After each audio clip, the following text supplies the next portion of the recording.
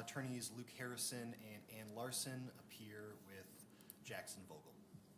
Well, we were last together on June the 4th of this year, at which time a jury in this case, after a trial, rendered a verdict convicting the defendant of first-degree intentional homicide. Additionally, they answered the question with regard to whether the crime was committed because of a race or sexual orientation. Yes. I then set the matter over for sentencing today at the request of the defense so that they could prepare. I did receive, Mr. Saunders, a 3-page sentencing memorandum. Did the state get a copy of that? Yes. All right. Then in addition, I did receive a copy of a restitution counsel. So did you and your client receive copies of the request for restitution? I do not believe so, Your Honor, no. Well, it consists of funeral expenses, which I believe are all properly reimbursable, as well as lost wages. So it would be my intention to order that restitution this morning as part of my sentence. But I'll allow you to look it over, and then if you wish to consult with your client and address me on it at some future time, I'll consider it, okay? Thank you, Your Honor, I appreciate that. Then, Jackson Paul Vogel, are you prepared to go to sentencing at this time? Yes, Your Honor. All right. Then I'll hear first from you, from the state. Does the court wish to hear the state's recommendation? I understand there's going to be some victim input. Yes. What order? Okay, we want your recommendation first, and then I will allow any representatives of the victims to address the court, okay? Thank you. And if they do, then I'm going to ask Ms. Lamal to just slide over so they can speak into the microphone, okay? Understood. Thank you, Judge. So the state's going to be recommending that the court should exercise its discretion and find that Mr. Vogel should not be eligible for release onto extended supervision at any point in the rest of his life. The restitution was discussed. We'd ask that that be ordered. I don't think credit's an issue. The court heard the trial and the nature of the offense and the facts and circumstances that comprise it, so I'm not going to go over every detail. Clearly, I think, though, this is one of the more egregious examples of an intentional homicide that I think this courthouse has seen in some time. You know, we see sometimes intentional acts that are born of frustration, of anger, of motive driven by drug debts and things like that. And certainly those are intentional acts. Those are intentional acts formed closer in time to when the person acts out of frustration or out of anger. Here, though, I think we heard evidence that would demonstrate this as a much more egregious example of an intent to end somebody's life. There was testimony and evidence concerning premeditation days beforehand, the volition and desire to fashion the instruments which were later then used to commit this crime that happened well in advance of the crime by the defendant's own testimony, the act of making the ligatures, the act of fashioning the toothbrush down to the manner in which it was, the creation of the bed sheets used to tie up the victim after the offense. You know, this is a very intentional act, and I think that speaks to the gravity of the offense when somebody goes to those efforts and commits those acts and has that aforethought and that volition, again, to end somebody's life. We saw direct evidence of the defendant's attitude towards that offense, I'll say. I don't think we have seen remorse. I don't think we've seen any contrition. Rather, we see the defendant making jokes about having killed Micah. He's smiling. He's making guttural noises about what he did to Micah. He's gloating about it. He's, again, demonstrating a complete ambivalence towards human life, towards the life that he took. And that's an extremely aggravating circumstance. I don't believe at any point now that we've seen what I think could fairly be characterized as any modicum of remorse for what he did. And rather, we see kind of the opposite. And pretty stark terms. Obviously then too, the jury found the offense was born of a hatred for minorities. And we heard obviously the defendant's own words about why he did this, and that was shown as well in various writings that were presented during trial. That's an aggravating circumstance. Again, the harm, the societal harm that hate and prejudice plays is significant, both to the victims that are targeted as a result of that hate, to the community as a whole. It's an aggravating circumstance for this case, and that's a circumstance we don't sometimes see. Sometimes crimes are motivated purely by financial reasons, or again anger or personal animus. That's not what we have here.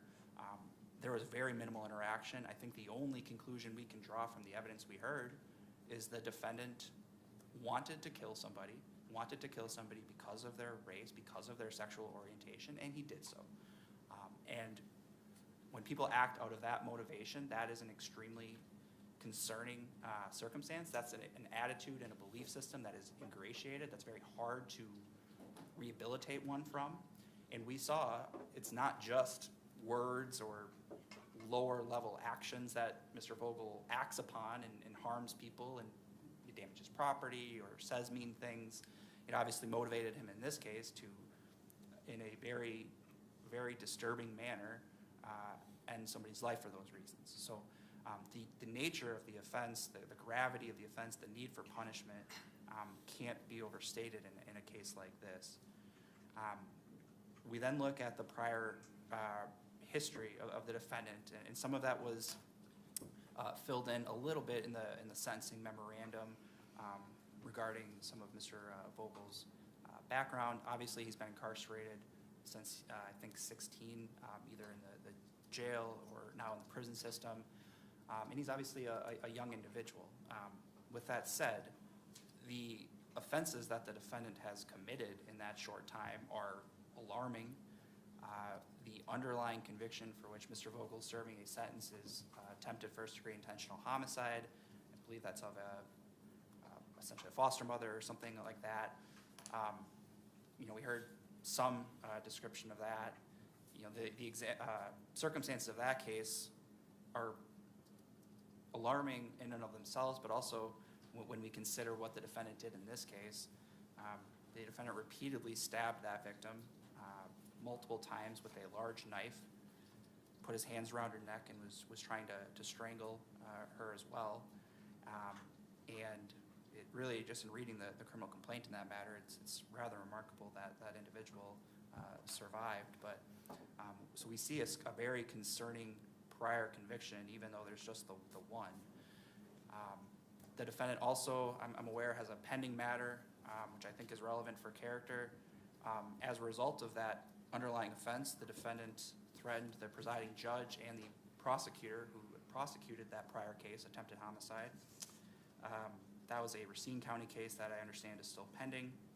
But again, the letters that the defendant wrote to the judge and the prosecutor in that case use alarming language. I would suggest evince a lack of remorse, evince really disturbing thoughts and threats to kill, torture, skin alive, I think at one point, members of the judiciary, members of obviously public officials who are attempting to do their job.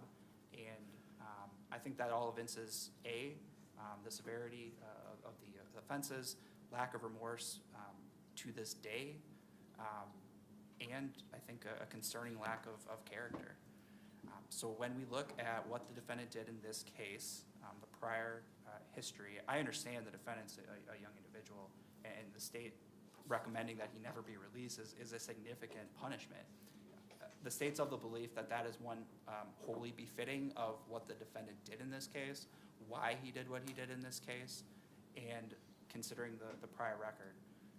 For the defendant to do this in a confined setting, in one of the most restrictive settings a person can be in, I don't know why there would be any hope or expectation that, if released in the public would be protected, both from his actions, both from his thoughts, both of his beliefs. I don't believe there can be any assurance of that. That's the state's recommendation. We're recommending that he not be released onto extended supervision and that he serve the life sentence. So, thank you. And then we, representatives of the victim wish to address me at this time.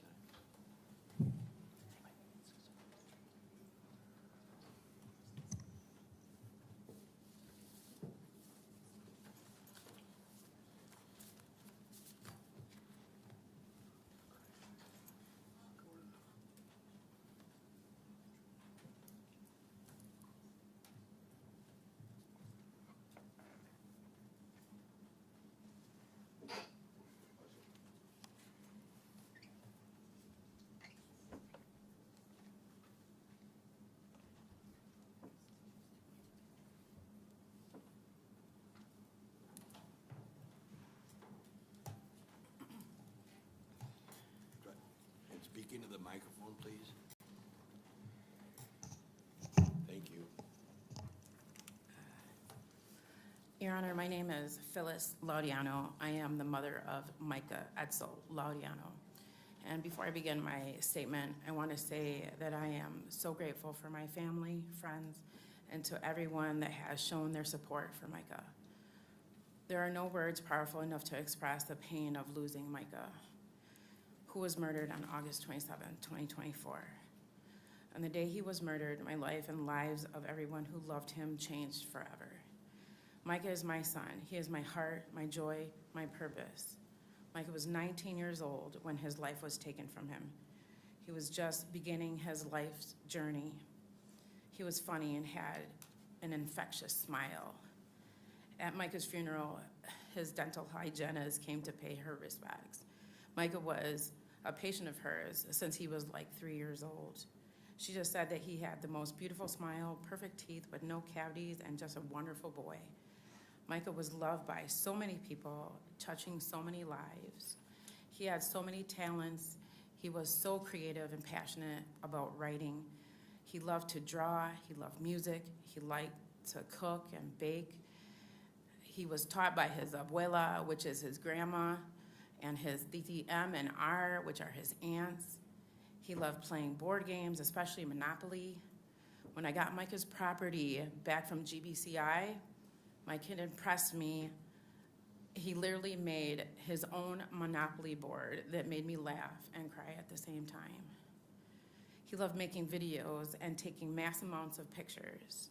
I thank him for that. That is why we have so many pictures, as you can see on the canvas, that's now just memories that we will cherish forever. Micah was kind, loving, hardworking, and was always thinking of others. He loved his family deeply and his friends. He had so much more to give to this world. Being incarcerated didn't stop Micah from having dreams and setting goals. One of his goals was to get his high school diploma. He was consistent about filling out the request to find out when he could attend school at GBCI. But the replies he got back always saying that the same thing, we'll let you know. With that being said, he still had hope, trying to survive this prison system, learning and coping the best he could. Micah would communicate to me daily with me, and he would call like 2-3 times a day. He also would write me letters. That was his lifeline, trying to keep his sanity. The last day I spoke with Micah was Friday, August 9th, 2024. Not knowing that this would be our last conversation, never being able to speak with him again, Micah wrote me a letter on August 20th when he was in the TLU, the restrictive housing. Micah's funeral service was on September 6th of 2024. The day after, on Saturday, I went to the mailbox and found this letter from Micah. Standing before you today, reading this letter will give you an insight to who Micah was. I would like to read his letter. There are some language in here, but I don't know if I can read or not. It's up to you. Okay, I will read it. It's dated 8/20/2024. To Mama Bear, Hey, Ma, I haven't wrote you or anything because not seeing you last week just completely devastated me. I'm not in the hole, but in a temporary lockup, which is because I'm under investigation.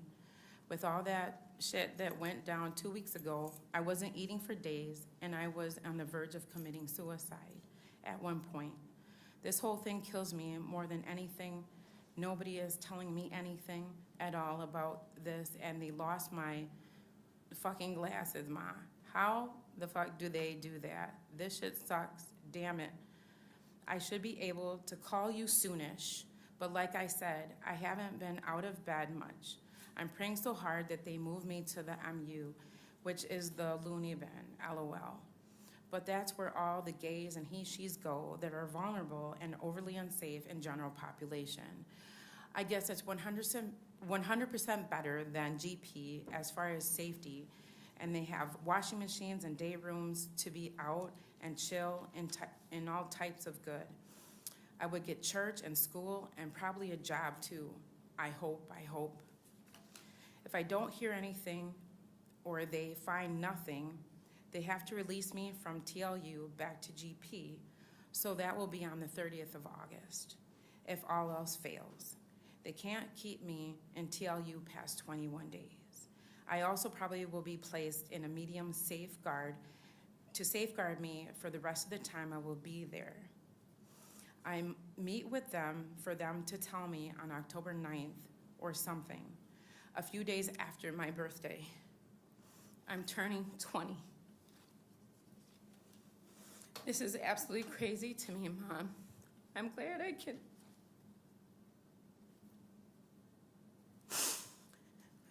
can live another year, and when I come home, I'll be 21. A big-ass baby laughing my ass off. I miss you so much beyond belief, and it hurts a lot, but 18 more months and I'll be home to you and Scotty and the family. I'm so excited, yes, yet also terrified to transfer to real life again.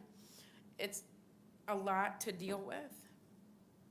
Do you remember the orange bendy pencils I used to steal from Rogers and the mental hospitals? That's what I'm writing with now, LOL. I have a hand cramp from drawing and writing so much with it. Gotta do what I gotta do, though. So I got a catalog for the glasses and looked at some pairs and found one exactly like the Warby Parker ones I had. Not to mention, they're only $21.98 for the frames. Not bad, right? Maybe you could order a pair for me because you have the script and it would only take a week.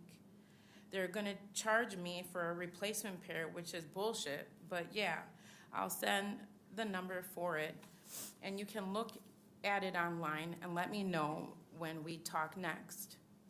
When I sent this, I sent this so you know I'm alive and sort of thriving, LOL. It's just a lot of bullshit, that's all right now, but I love you and hope to speak on the phone with you pretty soon.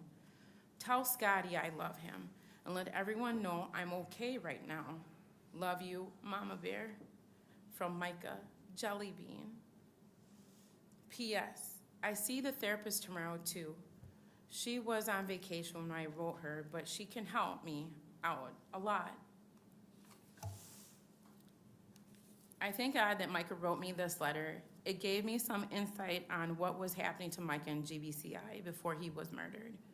The pain of losing Micah is something I carry every moment of every day. It is a pain that has no end. There's an emptiness in my soul that can never be filled. Every day is a reminder of his absence that shouldn't be. I'll never physically hear his voice again, see him laugh, be able to hold him and tell him how much I love him. The pain of knowing that I couldn't protect him from the torture he endured in GBCI weighs heavy on my soul every day. Michael loved his baby brother, Scotty, so much.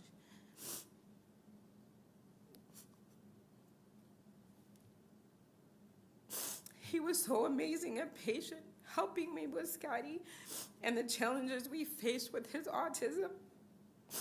How do you explain to a child when they're looking for their sibling? Often Scotty will say to me, "Mama, maybe Micah will come back." He doesn't understand why his brother is no longer physically here.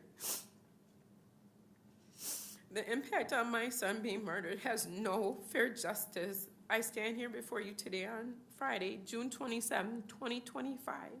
The irony of this sentencing being on the 27th, as we are reminded once again the day Micah was murdered. Forevermore, the 27th of every month is a constant reminder that's never ending. I respectfully ask you to take in account the irreversible damage this crime has caused, not just for me, for Micah's entire family, and for everyone who has been affected by this tragedy, for those that have lost a loved one to senseless crimes. There is no justice that can bring Micah back. When you're deciding on sentencing, there must be accountability for whomever is responsible. Micah's life mattered. His voice was taken and silenced forever. But my voice remains. As Micah's mother, I will always stand by his side, and it's my duty to be his voice. I will continue to fight for the accountability and raise awareness. My son Micah is a strong entity. His soul is alive. That is something that no one can ever take from him. In his letter that he wrote to me, he states, "Well, I sent this so you know I'm alive and sort of thriving, LOL. I have a message for my son, and I know that in his divine presence, he can hear me. Micah, you are alive, and you're no longer a sort of thriving. You are thriving. This light represents and honors your eternal soul and guiding light to your new journeys and missions. You're so strong, amazing, and continue to make me proud. Even though you're no longer physically on this earth, your soul will always remain. And I love you always, Jelly Bean." Yeah. Micah, thrive, Micah. Thank you. Thank you.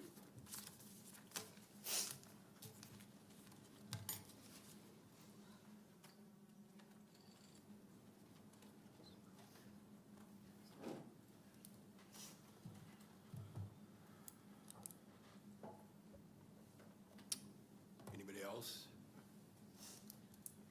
All right. Then I'll hear from the defense. Thank you, Your Honor. We are before the court today asking you to consider the possibility of change and the power of time to effectuate that change. I think the background memo that was submitted to the court does an excellent job of summarizing what has brought Mr. Vogel to where we are right now. I believe that the power of time to impact change is powerful, that over time, the anger and pain and trauma that Mr. Vogel has endured and has inflicted upon others can be whittled away. I believe that giving Mr. Vogel an opportunity to be released to extended supervision at some time in the future speaks to that possibility, that people can change, that change does take an extremely long period of time sometimes, but that it is possible. So for those reasons, we are asking the court to consider that Mr. Vogel be allowed to be released to extended supervision in the future. Thank you. Jackson Paul Vogel, under the law, you have an absolute right to address me now concerning any matter on your mind or heart, as it becomes my duty shortly to pass judgment upon you and to sentence you under the law. Is there anything you'd like to tell me, Mr. Vogel?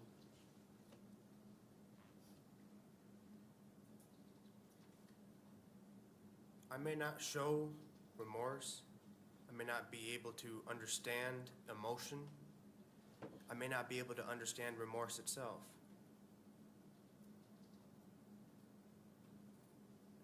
It doesn't mean a person cannot be sorry for what they did at any point in time.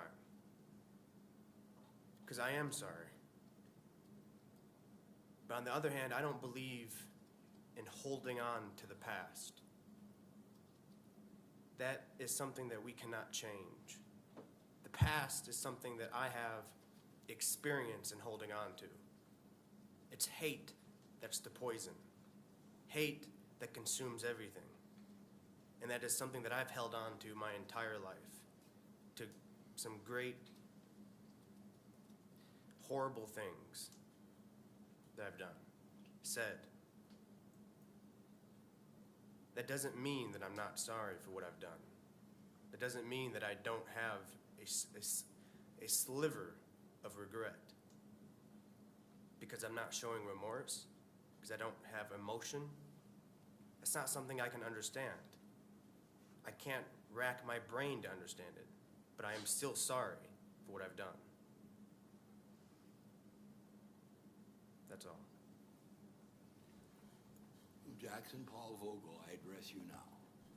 So under the law, I extend you the same analysis I must give to every defendant.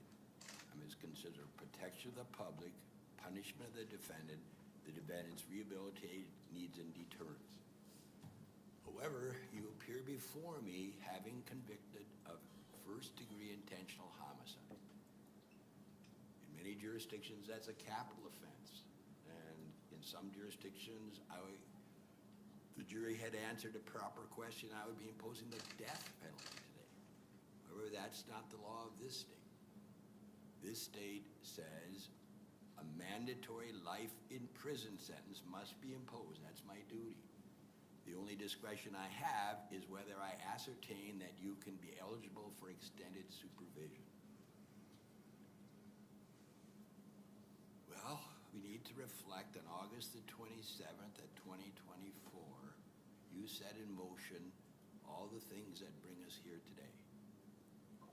You were a cellmate with Micah Laureano, 19-year-old young man, convicted felon, but he'd never been convicted of an assaultive crime. For everything I've heard today, you know, he was a young man who may have lost his way and hopefully would have had a life going forward. He had a loving family.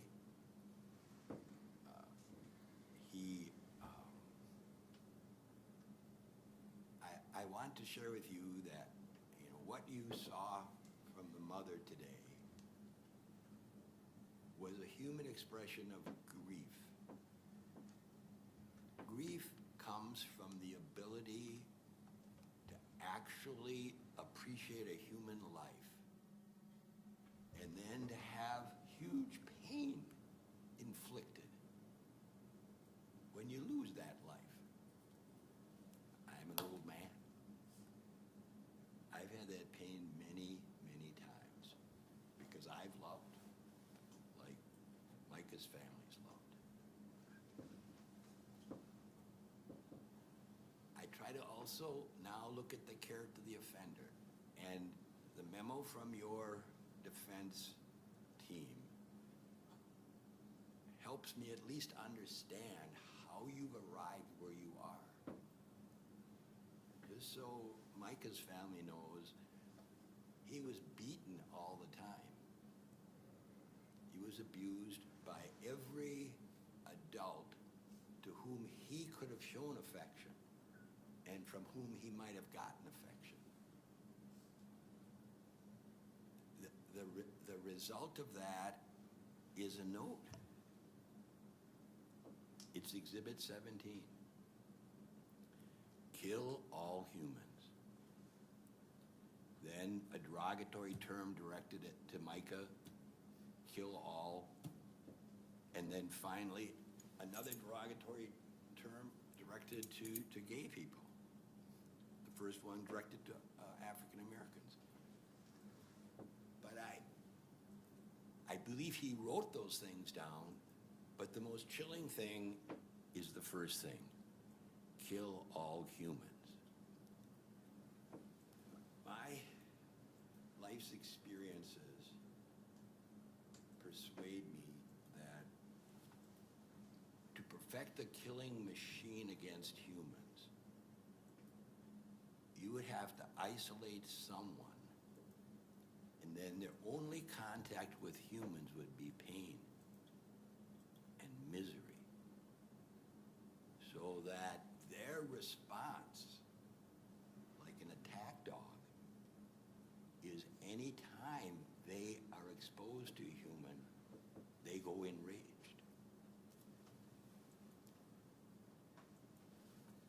Mr. Vogel, at 16, you were sent into the Wisconsin State Correctional System.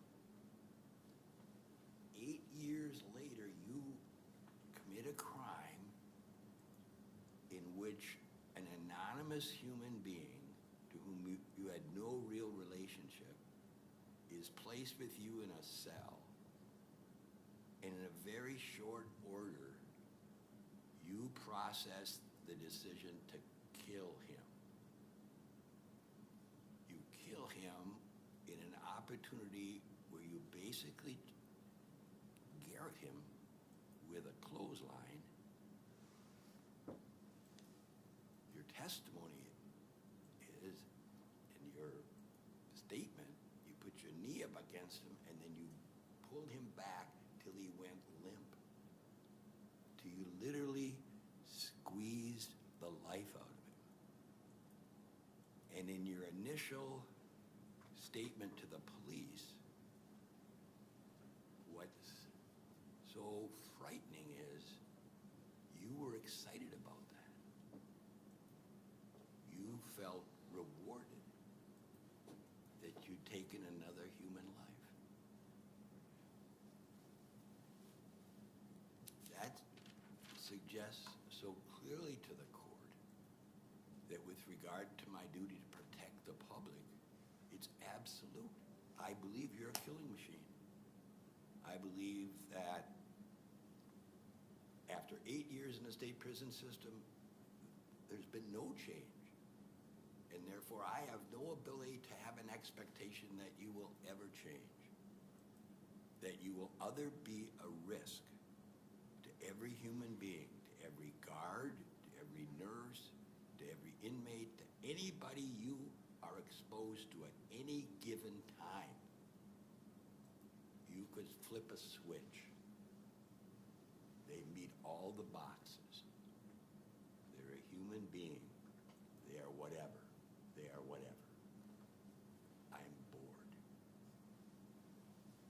So it's the sentence of the court and the judgment of law that you be confined in the Wisconsin State Prison for the rest of your natural life. I find that you are not to be eligible for extended supervision. I will order that you make restitution in the sum of $20,039 to the victim, PL, in this case. Is there anything further today, Mr. Saunders? No. Anything from the defense? No, thank you. That concludes the matter. Thank you very much, everybody.